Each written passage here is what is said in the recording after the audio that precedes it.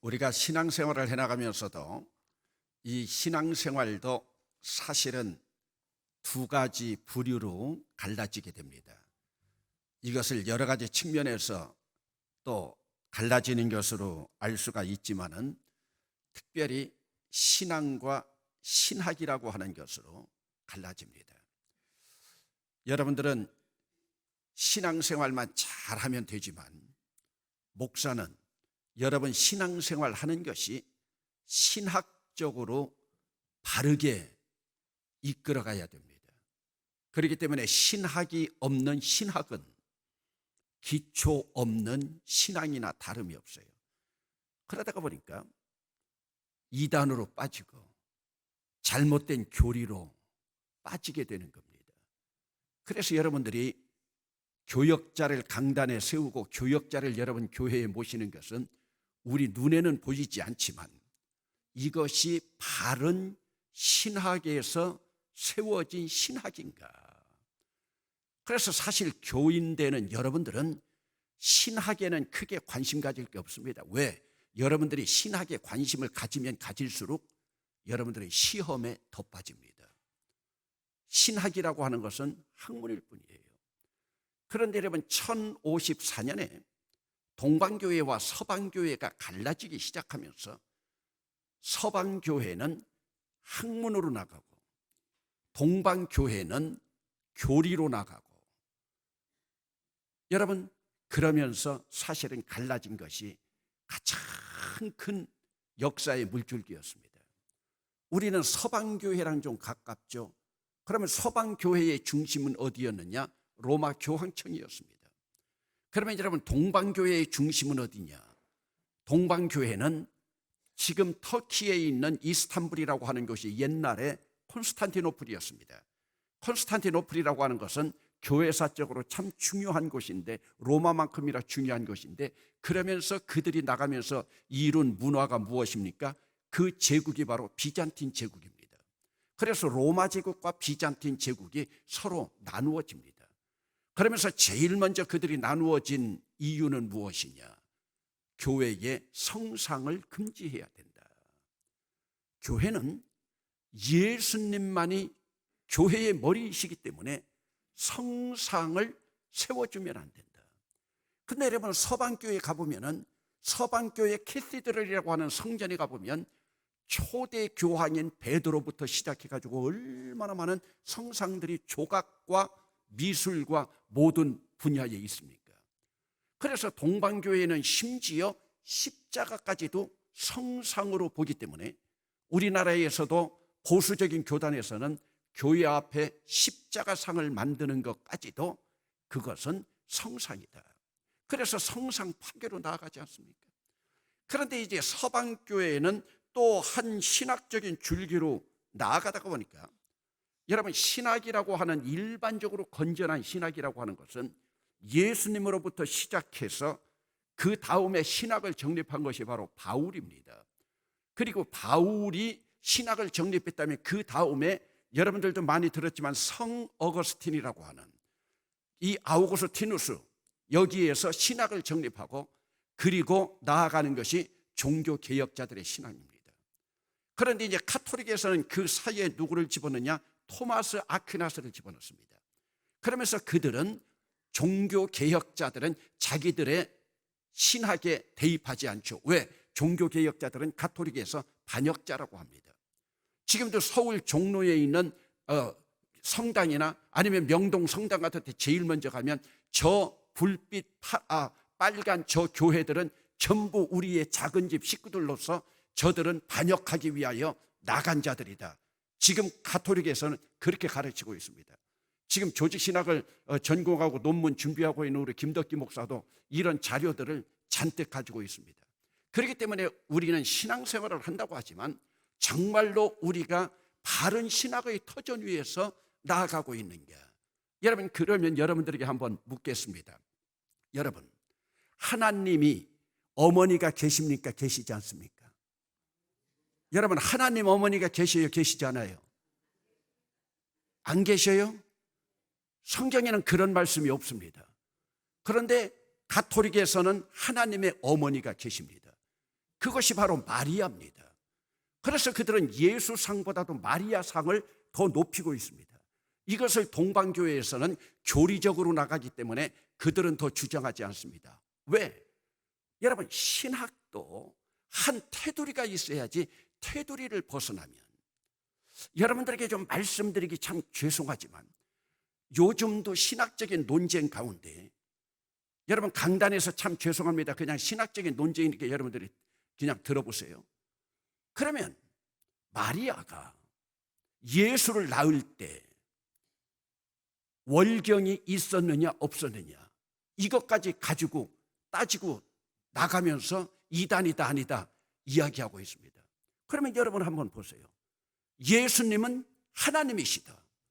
예수님은 신이시다.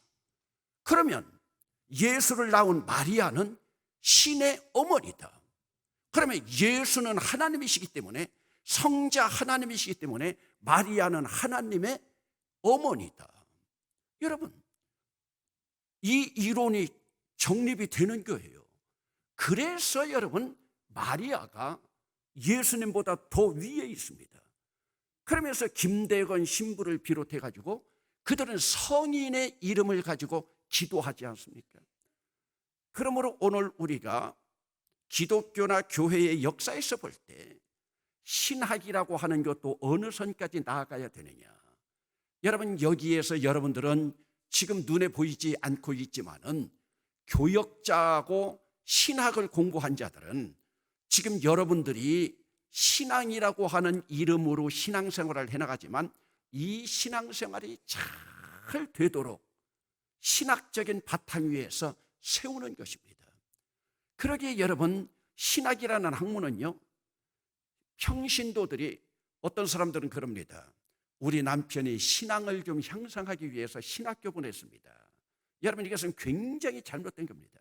신학교는 신앙을 형성하기 위해서 가는 것이 아니라 목회자 양성 교육기관입니다.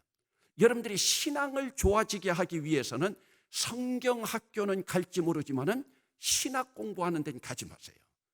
제 아내는 제가 제일 먼저, 저도 나이 들어서 신학을 공부했습니다만은 제가 신학교만 다녀오면 제 아내하고 제 어머니가 얼마나 기도를 더 많이 했는지 모릅니다. 왜? 남편이요, 신학교를 가더니 일주일마다 사탄이 돼가지고 돌아오는 거예요. 더 큰 사탄이 돼가지고 돌아오는 거예요.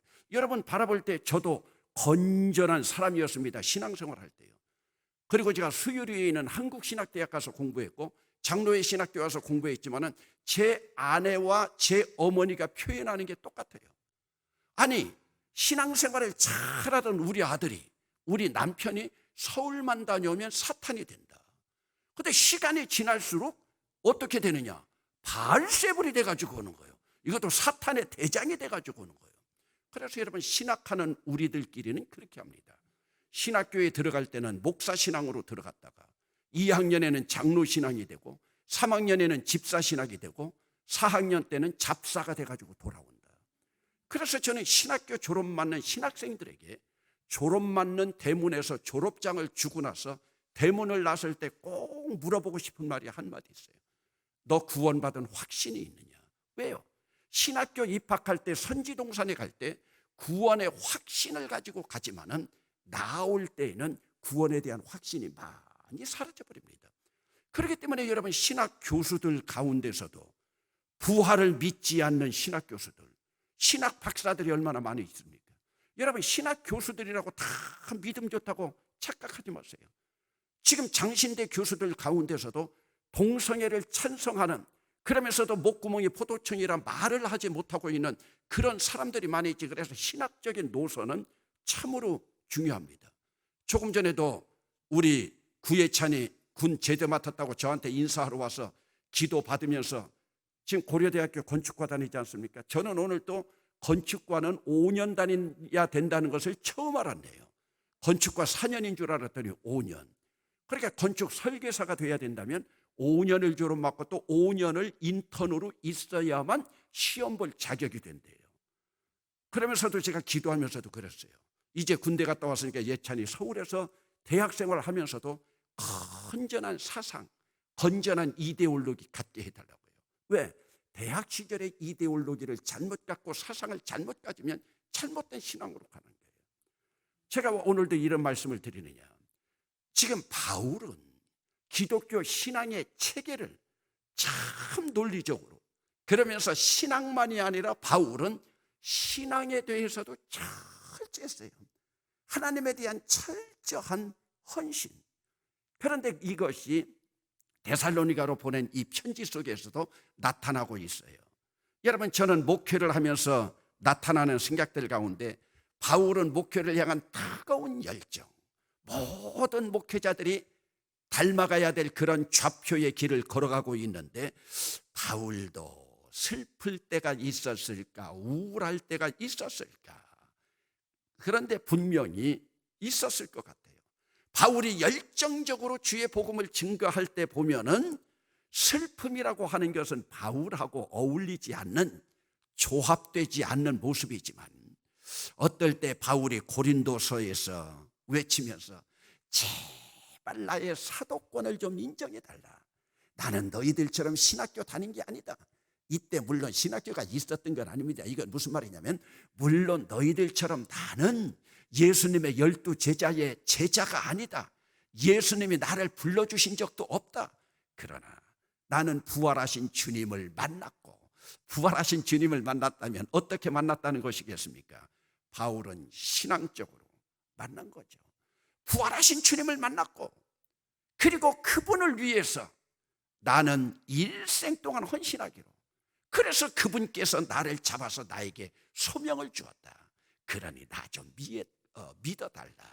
나에 대해서 오해하지 말라 하면서 얼마나 간곡한 구절들이 있는데, 특별히 이 데살로니가 지역이라고 하면 여러분 뭐 생각이 납니까?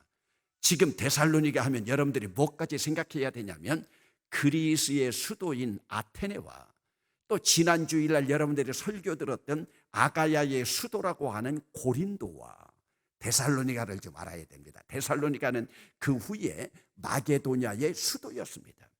여러분, 우리가 잘 알고 있지만은 다시 복습하지 않는다 하더라도 바울이 1차 전도 여행을 마치고 2차 전도 여행 때에 소아시아 지역을 다시 돌아보려고 하고 있었는데 마게도냐에서 환상에서 건너와서 우리를 도와달라 하는 그 꿈을 꾸고 환상을 보고 마게도냐로 넘어가지 않습니까? 여기서 마게도냐로 넘어간다고 하는 것은 지금까지 선교 중심이 아시아였다가 이제는 유럽으로 넘어간다고 하는 뜻입니다. 그래서 유럽으로 넘어가서 유럽에서 제일 먼저 도착한 곳이 어디입니까? 자주장사 루디아 하면 생각나는 것이 뭐죠? 필리포 지역에서 복음을 증거하고, 그리고 거기서도 핍박이 있어가지고 네아폴리, 암브리아 그곳을 지나가지고 데살로니가로 옵니다. 오늘 본문이 데살로니가예요. 데살로니가 교회에서 3주간 회당을 중심으로 밤낮 없이 열심히 일하면서 그곳에서 교회를 개척합니다. 누구 집에서 개척했는지 압니까? 여러분 지금 생각이 안 나지만 제가 이름을 대면 금방 알 거예요. 야손의 집에서 교회를 개척합니다. 그러면서 여기서 교회를 개척하면서 이방인 중심으로 교회를 개척해가지고 설립했는데, 이방인 중심으로 설립하다가 보니까 자기 동족인 유대인들이 와가지고 방해를 합니다.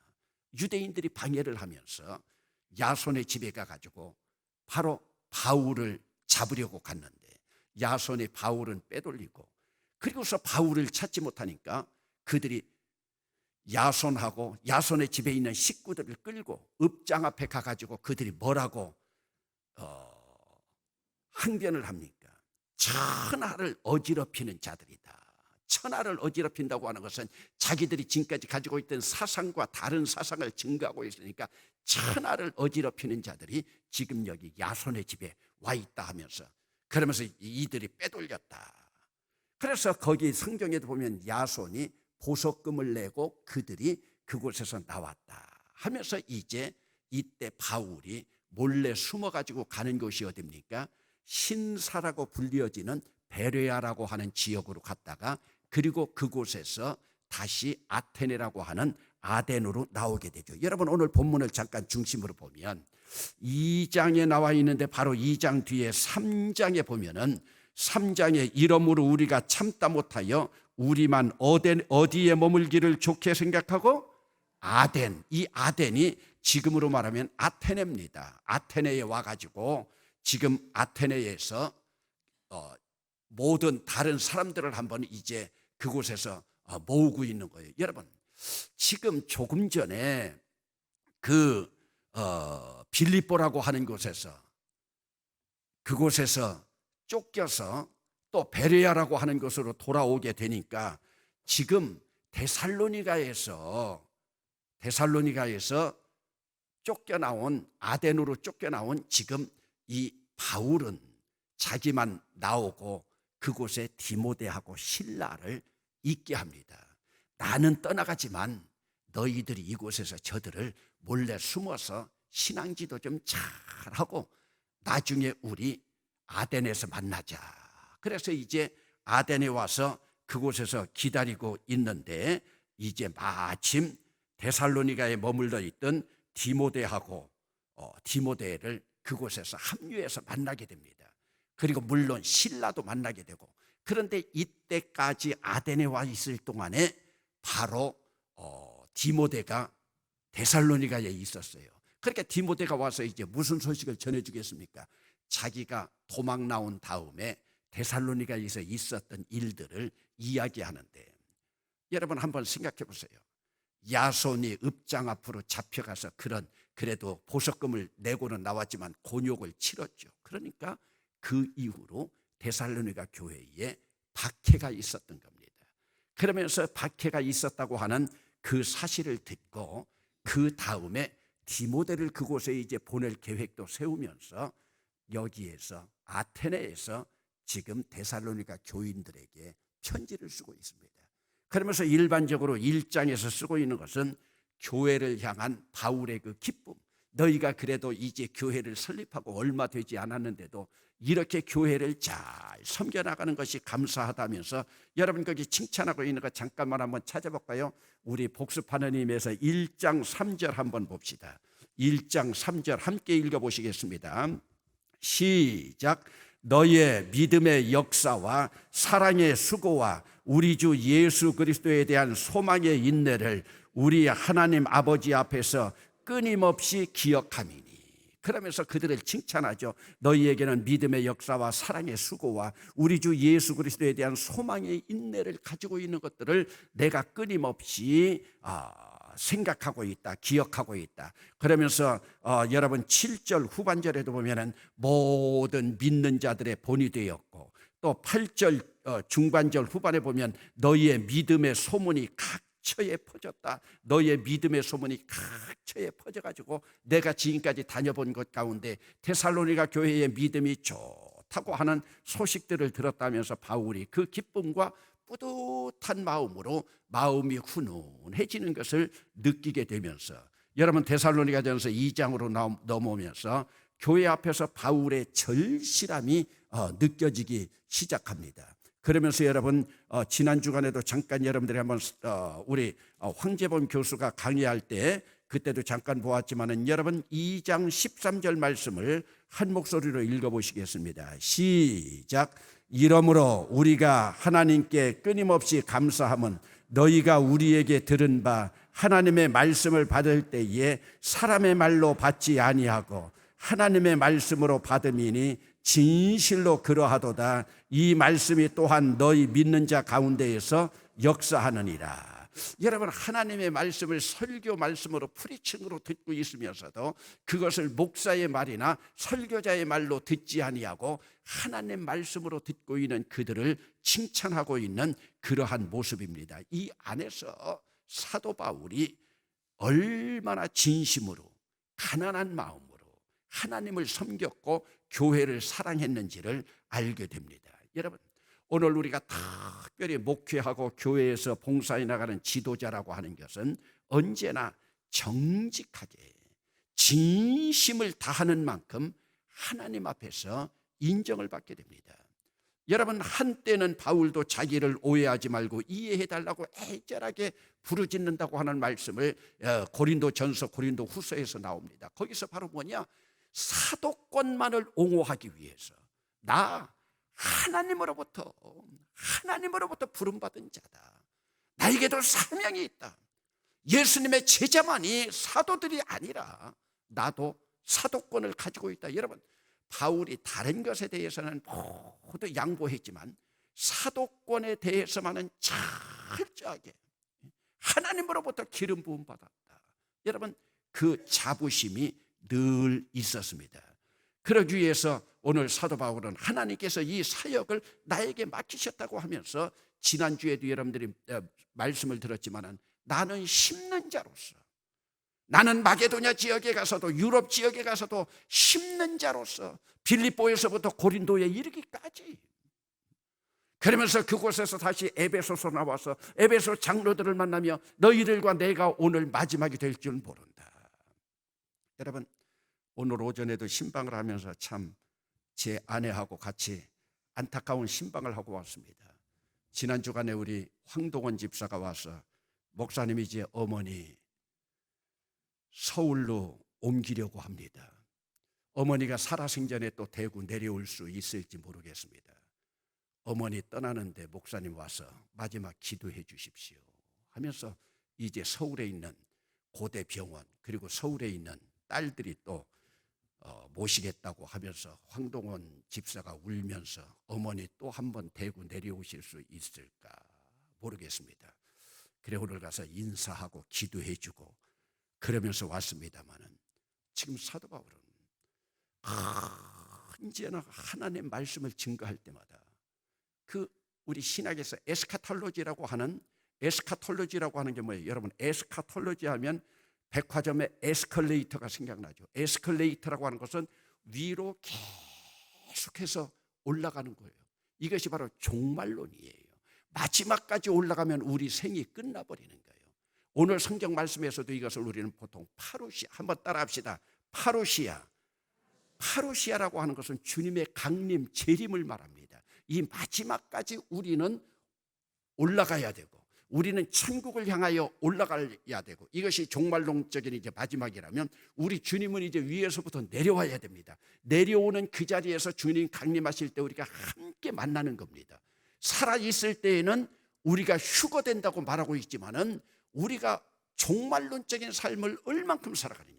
어떤 사람은 종말론적인 삶을 살아갈 때 종말론이라고 하는 것이 에스카톨로지처럼 계속 올라가는 사람들이 있고, 어떤 사람들은 끝까지 올라갔다가 그 올라간 자리에서 내리막으로 내려오는 사람들이 있습니다.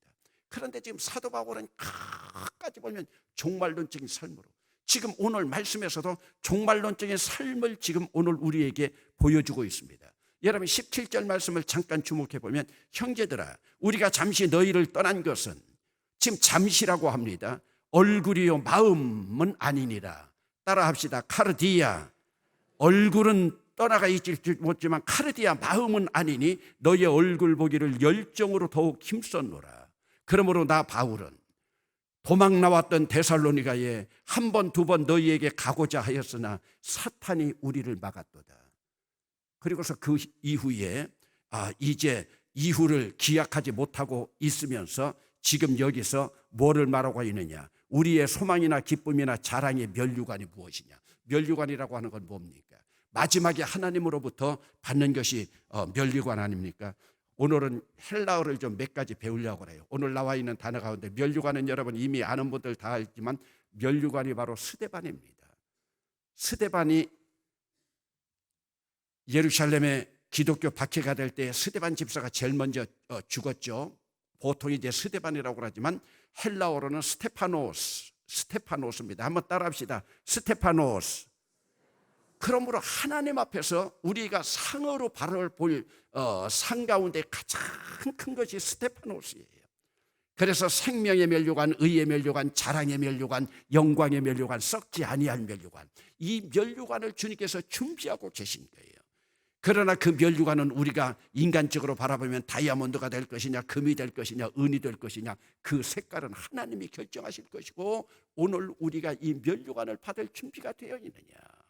그런데 이 면류관에는요, 제가 여러분들에게 늘 강조하지만 은혜의 면류관이 없습니다. 믿음의 면류관이 없습니다. 이 면류관은 은혜로 받는 것이 아니요, 믿음으로 받는 것이 아니요, 믿음과 은혜로는 구원은 받지만 이 면류관은 각각 자기가 일한 대로 상을 받으리라. 상이 예비되어 있는 거예요.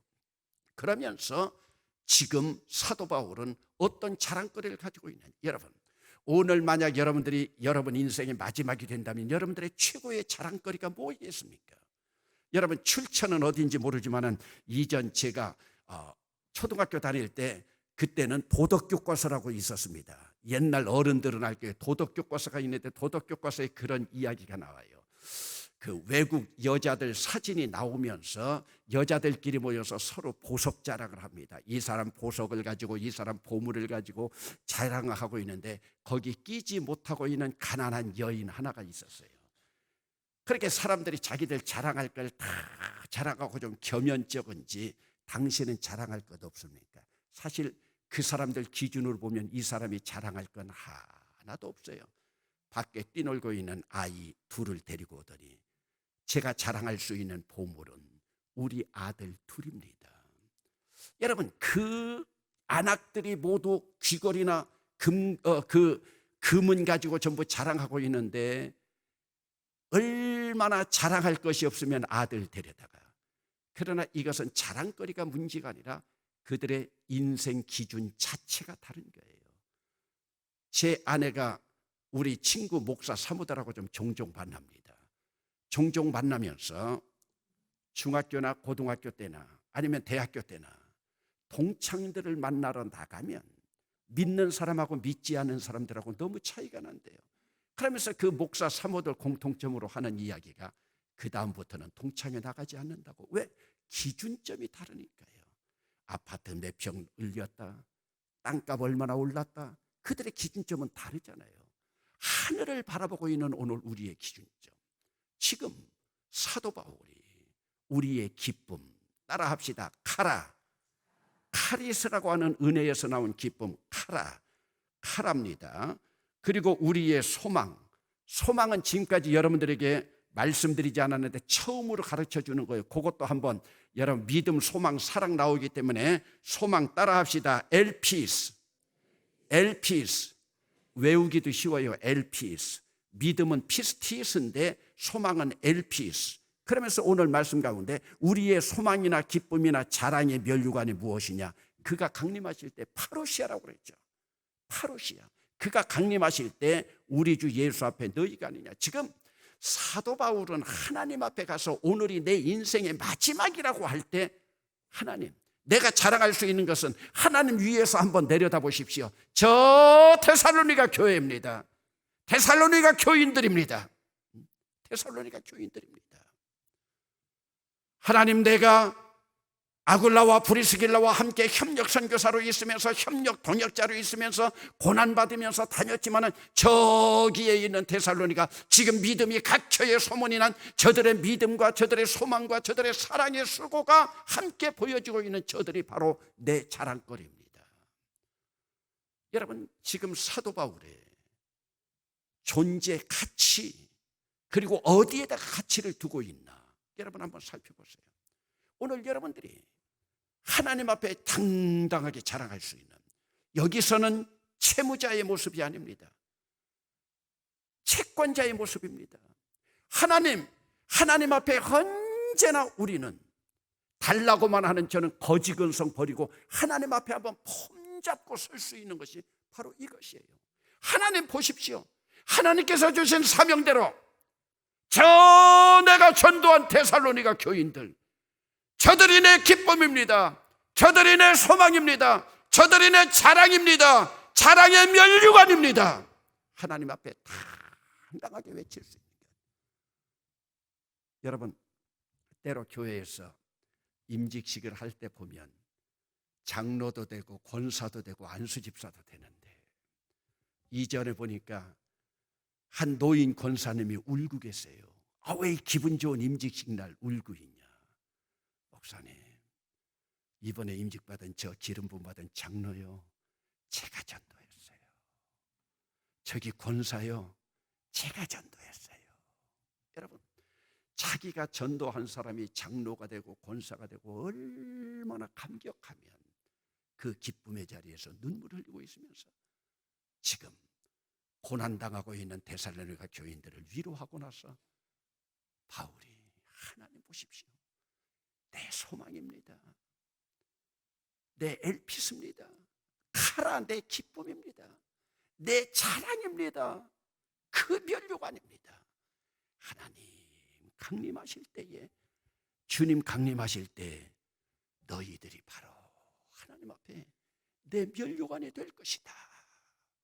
만일 여기서 고린도 교회랑 조금이라도 전복한다면 너희들은 내 면류관이요 내 기쁨이요 소망이 될 건데, 아볼로파다 바울파다 싸우지 말고 그리스도파가 되어서 주님 강림하실 때 함께 나아가자 했을 겁니다.